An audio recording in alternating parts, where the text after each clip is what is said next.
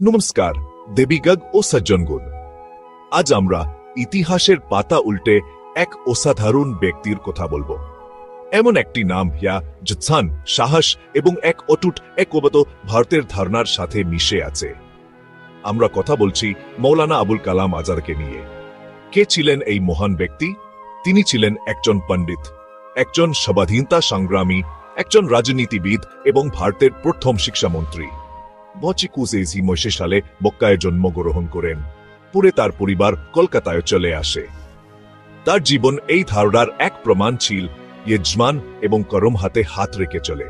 তিনি শুধু ভারতের স্বাধীনতা সংগ্রামের একজন অংশগ্রহণকারী ছিলেন না, তিনি ছিলেন এর অন্যতম শক্তিশালী বুদ্ধিজীবী শক্তি, লক্ষ লক্ষ মানুষের জন্য এক পথপ্রদর্শক আলো। তার পুরো নাম ছিল সৈয়দ গোলাম মহিউদ্দিন আহমেদ বিন খায়রুদ্দিন আল হুসাইনি, কিন্তু বিশ্ব তাকে তার ছদ্মনাম আজাদ নামে চিনত। ইয়ার অর্থ মুক্ত। এই একটি শব্দ তার আত্মার সারমর্মকে ধারণ করেছে। তিনি চিন্তায় স্বাধীন ছিলেন, সংকীর্ণতার শেকল থেকে মুক্ত ছিলেন এবং তার মাতৃভূমিকে উপনিবেশিক শাসন থেকে মুক্ত করার জন্য তার পুরো জীবন উৎসর্গ করেছিলেন। তিনি একজন ধর্মপ্রাণ মুসলমান এবং ইসলামের একজন গভীর পণ্ডিত ছিলেন। তবুও ভারতের প্রতি তার দৃষ্টিভঙ্গি ছিল এমন এক ভারত এখানে সকল ধর্মের মানুষ সম্প্রীতি ও পারস্পরিক শ্রদ্ধার সাথে একসাথে বসবাস করতে পারে। এটি ছিল তার স্বপ্ন, তার বিশ্বাস, এবং সেই ভিত্তি যার উপর তিনি তার পুরো রাজনৈতিক ও সামাজিক দর্শন গড়ে তুলেছিলেন। এমন এক মন কল্পনা করুন, যা আরবি, ফার্সি, উর্দু এবং ইংরেজির মতো একাধিক ভাষা আয়ত্ত করতে পারত। এমন এক বিশাল হৃদয় কল্পনা করুন, যা এক বৈচিত্র্যময় জাতির ইকের জন্য স্পন্দিত হতো। তিনি ছিলেন মৌলানা আজাদ। তিনি ভারতীয় জাতীয় কংগ্রেসের একজন সিনিয়র নেতা ছিলেন। মহাত্মা গান্ধীর ঘনিষ্ঠ সহযোগী ছিলেন এবং ভারত বিভাজনের একজন কট্টর বিরোধী ছিলেন। তার অবদান শুধু জ্বালাময়ী বক্তৃতা বা রাজনৈতিক আলোচনায় সীমাবদ্ধ ছিল না, সেগুলো ভারতের সংস্কৃতি, ইতিহাস এবং এর আত্মার গভীর উপলব্ধির উপর ভিত্তি করে গড়ে উঠেছিল। তিনি বিশ্বাস করতেন, হে ভারতের সবচেয়ে বড় শক্তি ছিল এর মিশ্র শক্তি, বিভিন্ন ধর্ম ও ইতিহাসের সুতোয় বোনা এক সুন্দর নকশা। আজকের আমাদের এই যাত্রায় আমরা এই অসাধারণ জীবনের বিভিন্ন দিক অন্বেষণ করব। আমরা তার গদ্যমূলক বছরগুলো দেখো, যা তার উজ্জ্বল মনকে আকার দিয়েছিল। আমরা তার শক্তিশালী লেখাগুলোর গভীরে আব, যা অসংখ্য হৃদয়ে স্বাধীনতার শিকাজ বালিয়েছিল। আমরা তার সাথে স্বাধীনতা আন্দোলনের কঠিন পথে হাঁটা এবং একটি আধুনিক, শিক্ষিত ও একনবত ভারত গড়ার জন্য তার অক্লান্ত প্রচেষ্টা প্রত্যক্ষ করব। তার গল্প শুধু একটি ইতিহাসের বইয়ের একটি অধ্যায় নয়, এটি একটি অনুপ্রেরণামূলক কাহিনী, একটি শিক্ষা, যা আজও হেসে জুন অত্যন্ত প্রাসঙ্গিক। তাহলে আসুন এই সুজীবিত জীবনের অন্বেষণ শুরু করি।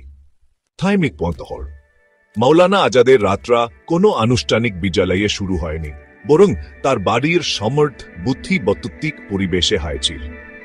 তার বাবা একজন বিখ্যাত ইসলামিক পণ্ডিত ছিলেন এবং আজাদের প্রাথমিক শিক্ষা ছিল গৃহশিক্ষার এক কঠোর পাঠ্যক্রম। তিনি ছিলেন একজন প্রতিভাবান, এমন বিষয়গুলো আয়ত্ত করেছিলেন যা অন্যদের শিখতে সারা জীবন লেগে। তার কৈশোরের প্রথম দিকেই তিনি তার চেয়ারে বসক ছাত্রদের পড়াতেন এবং ইসলামিক বিজ্ঞান, দর্শন ও গণিত সম্পর্কে গভীর ধারণা রাখতেন। ঐতিহ্যবাহী জীবনের এই গভীর ভিত্তি তাকে আবদ্ধ রাখেনি, বরং এটি তাকে আধুনিক পশ্চিমা চিন্তাভাবনা অন্বেষণ করার ডানা দিয়েছিল। তিনি নিজে নিজে ইংরেজি শিখেছিলেন এবং পশ্চিমা দার্শনিকদের কাজগুলোতে ডুব দিয়েছিলেন। উভয় জগতের সেরাটা তার অনন্য বিশ্বাদৃষ্টিতে মিশ্রিত করেছিলেন। এই বুদ্ধিবৈজ্ঞানিক উজ্জ্বলতা শীঘ্রই তার সবচেয়ে শক্তিশালী প্রকাশ খুঁজে পেয়েছিল। খুব অল্প বয়সে মৌলানা আজাদ সাংবাদিকতার জগতে প্রবেশ করেন। তিনি বুঝতে পেরেছিলেন, একটি জাতিকে জাগিয়ে তুলতে হলে প্রথমে তার মন ও হৃদয়ের সাথে কথা বলতে হবে। 2000 সালে তিনি তার নিজস্ব উর্দু সাপ্তাহিক সংবাদপত্র আল হিলাল অর্থানা চাঁদ শুরু করেন। এটি কোনো সাধারণ প্রকাশনা ছিল না। আল হিলাল ছিল মুদ্রণের ক্ষেত্রে এক বিপ্লব। এর উচ্চমানের মুদ্রণ, শক্তিশালী ছবি এবং সবচেয়ে গুরুত্বপূর্ণ এর বিজয়ী উত্তেজক ইয়া ব্রিটিশ নীতির সমালোচনা করত এবং হিন্দু মুসলিম ঐক্যের আহ্বান জানাত জনসাধারণকে মুগ্ধ করেছিল। ব্রিটিশ সরকার এর প্রভাবে বিচলিত হয় 1950 সালে এটি নিষিদ্ধ করে, কিন্তু আজাদকে চুপ করানো যায়নি। তিনি অবিলম্বে একটি নতুন পত্রিকা আল বালাক অর্থাৎ বার্তা চালু করেন। একই উদ্দীপনা নিয়ে তার মিশন চালিয়ে যান। তার লেখার মাধ্যমে আজাদ অসাধারণ কিছু করেছিলেন। তিনি ধর্মীয় ধর্মগ্রন্থ এবং ইসলামিক ইতিহাস ব্যবহার করে একটি আধুনিক ধর্মনিরপেক্ষ এবং জাতীয়তাবাদী চেতনা অনুপ্রাণিত করেছিলেন। তিনি যুক্তি দিয়েছিলেন নিজের দেশের স্বাধীনতার জন্য লড়াই করা মুসলমানদের জন্য একটি ধর্মীয় কর্তব্য এবং এই পবিত্র কাজের জন্য তাদের হিন্দু ভাইদের সাথে সহযোগিতা করা অপরিহার্য। তার কথাগুলো ব্রিটিশ ঔপনিবেশিক এবং সাম্প্রদায়িক শক্তি উভয়কে সরাসরি চ্যালেঞ্জ করেছিল, যারা ভারতকে ধর্মীয় বিভাজন বরাবর বিভক্ত করতে চেয়েছিল। তিনি একটি করে প্রবন্ধের মাধ্যমে বোঝাপড়ার সেতু তৈরি করছিলেন।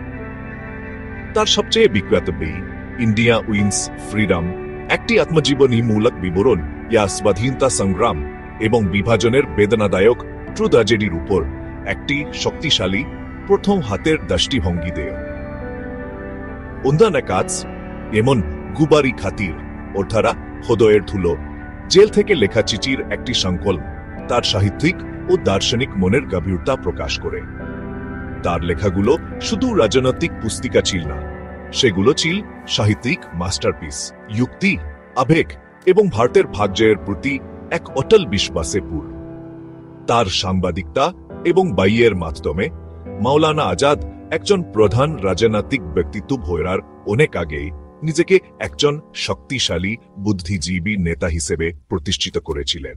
মাওলানা আজাদের বুদ্ধিবৈদ্যুতিক বিশ্বাস স্বাভাবিকভাবেই তাকে ভারতীয় স্বাধীনতা আন্দোলনের রোভাগে নিয়ে আসে। তিনি ভারতীয় জাতীয় কংগ্রেসের সাথে গভীরভাবে জড়িত হন, এটিকে ব্রিটিশ শাসনের বিরুদ্ধে একটি ঐক্যবদ্ধ সংগ্রামের প্রধান প্ল্যাটফর্ম হিসেবে দেখেন। তার বাগ্মিতা, তীক্ষ্ণ বুদ্ধি এবং হিন্দু মুসলিম ঐক্যের প্রতি অটল প্রতিশ্রুতি তাকে একটি অমূল্য সম্পদে পরিণত করে। তিনি মহাত্মা গান্ধীর একজন ঘনিষ্ঠ আস্থাভাজন ছিলেন, অহিংস প্রতিরোধের নীতিগুলো ভাগ করে নিতেন এবং জওহরলাল নেহেরু ও সর্দার প্যাটেলের মতো অন্যান্য স্তম্ভদের সাথে কাজ করতেন। কংগ্রেস নেতৃত্বে তার উপস্থিতি একটি শক্তিশালী প্রতীক ছিল। স্বাধীনতা সংগ্রাম কোনো একটি সম্প্রদায়ের জন্য নয়, বরং সকল ভারতীয়দের জন্য, যে একসাথে এক হয়। কংগ্রেসে তার উত্থান দ্রুত ছিল। তিনি 1985 সালে প্রথমবারের মতো কংগ্রেসের সভাপতি নির্বাচিত হন, ইয়া এই পদে অধিষ্ঠিত হওয়া সর্বকনিষ্ঠ ব্যক্তি ছিলেন। এটি তার অর্জিত বিশাল শ্রদ্ধার প্রমাণ ছিল। তবে কংগ্রেস সভাপতি হিসেবে তার সবচেয়ে গুরুত্বপূর্ণ মেয়াদ ছিল 1925 থেকে 1961 সাল পর্যন্ত। এগুলো ছিল স্বাধীনতা সংগ্রামের সবচেয়ে উত্তাল বছরগুলোর কিছু। ইয়ার মধ্যে দ্বিতীয় বিশ্বযুদ্ধ এবং ভারত ছাড়ো আন্দোলন অন্তর্ভুক্ত ছিল। সভাপতি হিসেবে তিনি ব্রিটিশদের সাথে আলোচনা পরিচালনা করেছিলেন। ইয়ার মধ্যে ক্রিপেস মিশন এবং সিমলা সম্মেলন অন্তর্ভুক্ত ছিল। সর্বদা একটি ঐক্যবদ্ধ ও স্বাধীন ভারতের জন্য আবেগপ্রবণভাবে যুক্তি দিয়েছিলেন। তার রাজনৈতিক জীবন জুড়ে মাওলানা আজাদ ছিলেন ভারত বিভাজনের বিরোধিতা করা সবচেয়ে বিশিষ্ট মুসলিম কণ্ঠস্বর। তিনি মুসলিম লীগ কর্তৃক প্রস্তাবী দুবিজাতি তত্ত্বের তীব্র বিরোধিতা করেছিলেন। তিনি সতর্ক করেছিলেন, ধর্মীয় রেখা বরাবর দেশকে বিভক্ত করা একটি বিপর্যয় হবে। নিরাময় করতে শত শত বছর লাগবে এমন তৈরি করবে। তার শক্তিশালী বক্তৃতা এবং লেখায় তিনি যুক্তি দিয়েছিলেন, হিন্দু ও মুসলমানদের ভাগ করা ইতিহাস, সংস্কৃতি এবং ভাগ্য এটাই গভীর একটি রাজনৈতিক সীমানা দ্বারা তা ছিন্ন করা যায় না। বিভাজন এখন বাস্তবতায় পরিণত হয়, তখন তার হতবিদারক অবস্থা স্পষ্ট ছিল। একটি ঘটনাকে তিনি উপমহাদেশের জন্য একটি ট্র্যাজেডি বলে অভিহিত করেছিলেন। স্বাধীনতা সংগ্রামে তার ভূমিকার জন্য মাওলানা আজাদকে অনেক মূল্য দিতে হয়েছিল। ব্রিটিশ কারাগারে বহু বছর কাটিয়েছেন, কিন্তু তার মনোবল অটুট ছিল। তার কারাবাসের সময় প্রায়শই গভীর অধ্যয়ন ও লেখায় ব্যয় হতো। হ্যাঁ, তার জাতিকে সেবা করার জন্য বহুভূত বুদ্ধিবৈদ্যুতিক সরঞ্জামগুলোকে আরো তীক্ষ্ণ করে তুলত। তিনি ছিলেন স্বাধীনতার একজন সত্যিকারের সৈনিক। ইনি অস্ত্র দিয়ে নয়, বরং ধারণা, নীতি এবং ভারতের আত্মার প্রতি অটল বিশ্বাস নিয়ে লড়াই করেছিলেন। স্বাধীনতা আন্দোলনের সবচেয়ে সংকটময় পর্যায়ে তার নেতৃত্ব ইতিহাসের গতিপথ নির্ধারণে সহায়ক ছিল। যদিও একটি অবিভক্ত ভারতের তার চূড়ান্ত স্বপ্ন বাস্তবায়িত হয়নি। যখন ভারত অবশেষে হিন্দু সালে স্বাধীনতা লাভ করে, মাওলানা আজাদকে জওহরলাল নেহেরুর মন্ত্রিসভার অন্যতম গুরুত্বপূর্ণ দপ্তর দেওয়া হয়েছিল।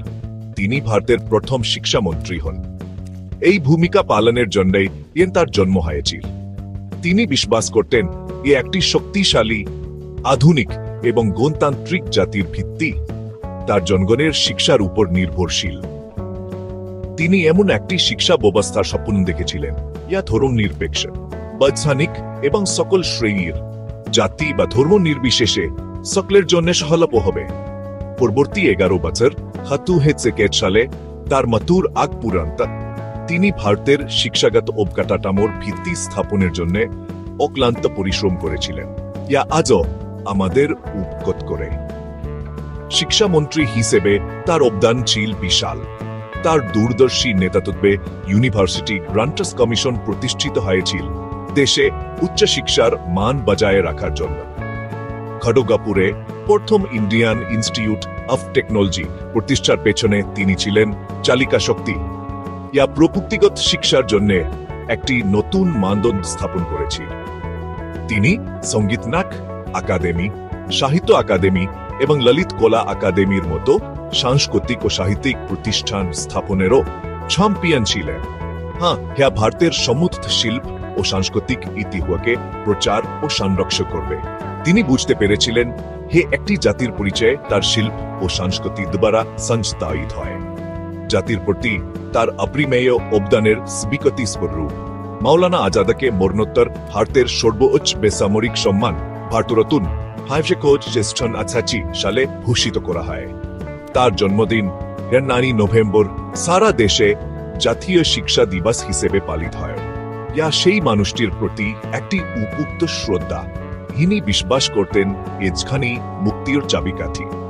এই সম্মান শুধু একজন মন্ত্রী হিসেবে তার কাজের জন্য নয়, বরং তার সমগ্র জীবনের দর্শনের জন্য শিক্ষাকে সামাজিক পরিবর্তন বা শিক্ষা জাতীয় ঐক্য এবং বৈজ্ঞানিক ক্ষমতায়নের সবচেয়ে শক্তিশালী হাতিয়ার হিসেবে দেখেছিল। তিনি ছিলেন আধুনিক ভারতের একজন সত্যিকারের স্থপতি। তাহলে কেন মাওলানা আজাদের উত্তরাধিকার আজ 2025 সালে আমাদের জন্য এত গুরুত্বপূর্ণ? কারণ তার মূল আদর্শগুলো আগের চেয়েও বেশি প্রাসঙ্গিক। বিভেদ ও সংঘাতপূর্ণ বিশ্বে হিন্দু মুসলিম ঐক্য এবং ধর্মীয় সম্প্রীতির প্রতি তার অটল বার্তা আশার আলো। বিজ্ঞানসম্মত ও যুক্তিবাদী মানসিকতার উপর তার জোর কুসংস্কার ও ধর্মান্ধতার নিখুঁত প্রতিষেধ। শিক্ষাকে মৌলিক অধিকার হিসেবে তার বিশ্বাস আমাদের মনে করিয়ে দেয় যে এখনো অনেক কাজ বাকি আছে। মাওলানা আবুল কালাম আজাদ শুধু একজন স্বাধীনতা সংগ্রামী ছিলেন না, তিনি ছিলেন একজন জাতি নির্মাতা, একজন পণ্ডিত এবং যুক্তের একজন নবী। তার জীবন আমাদের শেখায় সত্যিকারের স্বাধীনতা হল মনের স্বাধীনতা, এবং একটি জাতির সবচেয়ে বড় শক্তি তার জনগণের এক পরিবার হিসেবে একসাথে বসবাস করার মতকে নিহিত।